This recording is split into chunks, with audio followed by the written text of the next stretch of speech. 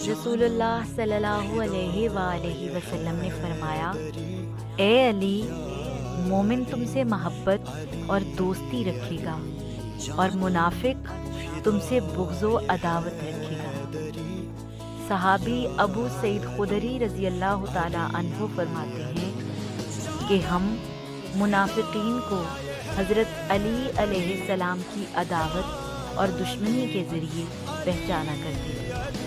رسول اللہ صلی اللہ علیہ وآلہ وسلم نے فرمایا، مجھے علی علیہ السلام کے بارے میں 3 چیزوں کی وحی کی گئی کہ علی علیہ السلام مسلمانوں کے سردار، پرہیزگاروں کے امام اور نورانی چہروں کے رہبر ہیں۔